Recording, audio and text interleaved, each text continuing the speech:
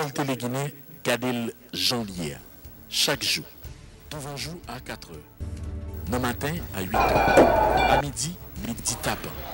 À soir, 8 heures. Télégamme, Télé-Guinée Magazine, chaque dimanche, 4 heures de l'après-midi. Nouvelle Télé-Guinée, sans commentaire, sans voix monter, Kadel Janvier.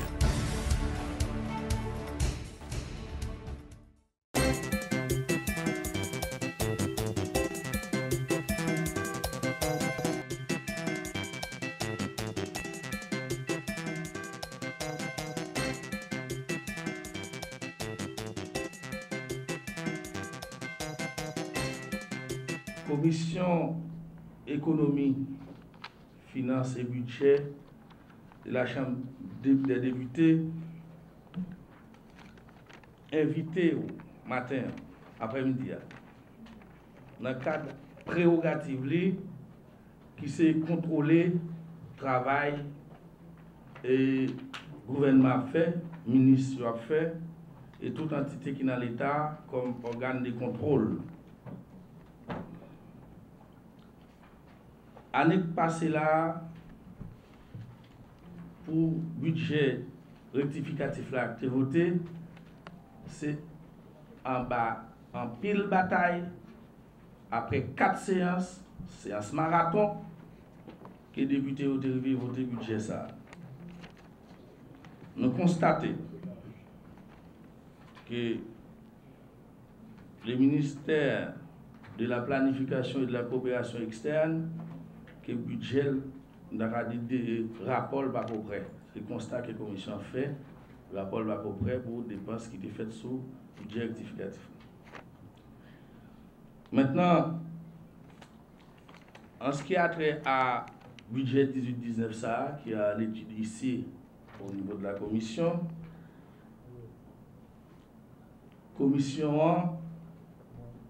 a choisi d'inviter dans le cadre de séance de travail qu'il a fait pour discuter avant sur question façon que le budget ça a été préparé. L'un considéré rencontre qui a été fait avec le ministre planifié et le ministre finance hier, nous sommes capables de gagner pile d'éléments que le ministre et finance n'a pas en mesure pour le débat parce que le budget c'est pas qui préparé, c'est le ministère de la planification qui est préparé. T'as même qu'on est commission économie finance là, t'as même qu'on est avant budget ça, t'as même on prend note. T'es arrivé ici là dans la chambre là, à qui laisse ministère de planification te chita pour le préparer le budget ça. Ça sont questions pertinentes et nous t'avons au niveau commission qu'on est pour qui ça il y a un projet qui était en dedans budget rectificatif là, qui n'est pas quand même exécuté, qui a un contrat qui est en cours, peut-être qui vient en une validation pour suivre des comptes, projet ça disparaître alors qu'il y a des questions pas faites pour eux. Ça sont anomalies très graves, côté qui ont un budget voté, qui reconduit, il y a des projets quand dans le budget ça, et qui finalement, le budget ça, nous projet disparaître. Dans de quel droit, qui moun qui retire le projet ça dans le budget parce que ça nous avons une réponse sur ça dans la commission. La ville député a parlé, la ville député a plaint. Député c'est représentants de la population. C'est ça qui fait toute loi qui a passé dans le Sénat sauf loi de finance. Il faut le passer dans la Chambre des députés d'abord parce que nous-mêmes, c'est nous-mêmes qui Chambre d'Acado, la Chambre des représentants. Nous-mêmes, nous avons plus de proximité à la population qui fait que si on a un problème dans le cadre d'intervention de l'État, dans les zones reculées, donc c'est des députés qui sont à mesure pour qu'on ait qui problème la population a gagné dans au point de montagne côté dans toute section communale. Ça, c'est dans le cadre de préparation.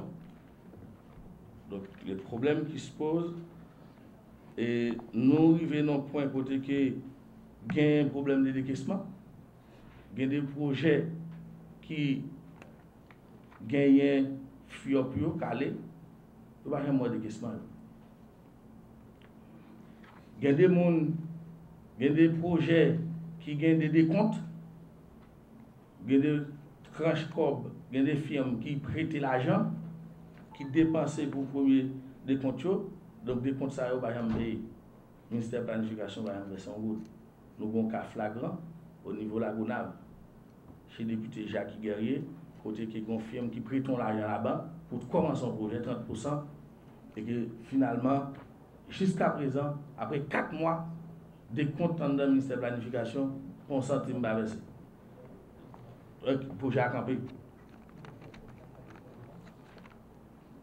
L'autre question qui intéresse nous dans la commission, c'est au niveau des décaissements.